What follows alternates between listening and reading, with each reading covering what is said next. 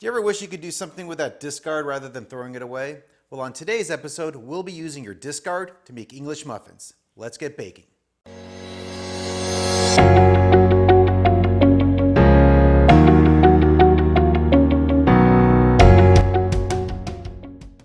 For the English muffin, you're going to need 2 tablespoons of granulated sugar, 2 cups of milk between 110 and 115 degrees, 1 tablespoon of active dry yeast, 1 cup of your sourdough starter discard, room temperature, 7 cups of all-purpose flour, a 1/4 cup of butter unsalted, and 1 tablespoon of salt.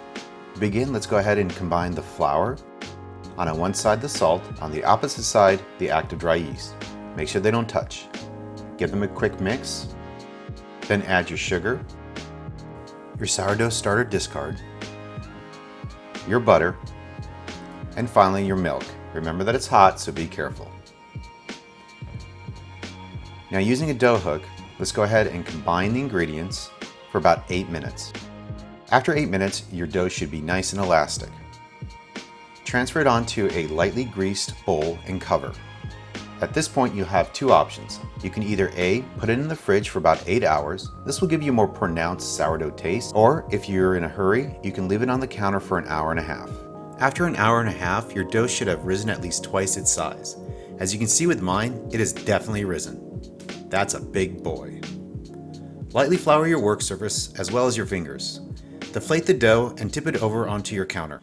This will help to equalize the temperature. Finally, cover it up and let it rest for another 5 minutes. After 5 minutes, divide your dough in half. This will make it easier to work with.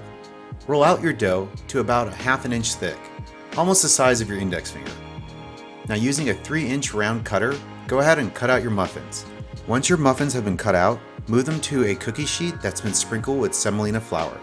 This will help both keep it from sticking to the sheet as well as giving it that nice crusty bottom. Finally, sprinkle a little bit more of the flour on top of the muffins. Cover and let it rest between 45 to 60 minutes, but in the meantime, start to preheat your iron skillet on medium heat. And that's my cat.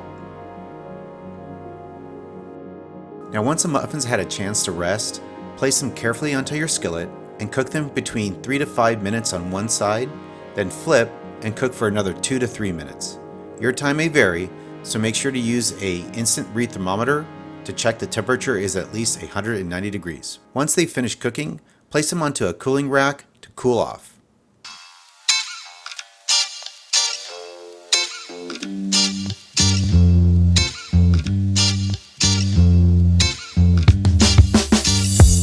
Well, there you have it, bakers. 24 beautiful looking English muffins. There's nothing better than using the discard of something you would normally throw away to make something as delicious as this. Now, let's test it. Gotta grab a fork. There's only one proper way to open up an English muffin, and that's using the fork method. I don't want to ever hear someone cutting it. That's just heresy. So let's go ahead and rip open one of these little babies. You really want to see the nook and crannies. That's why you use the fork. All right, here we go. Oh yeah. Look at that. Honestly, they're perfect inside. They have that slight smell of sourdough just ever so slightly. I'm gonna pop these babies in the toaster, throw some butter on it, and I'll be right back.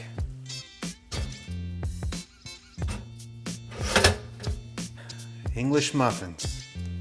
Nice and toasty, all buttered up. See how they taste.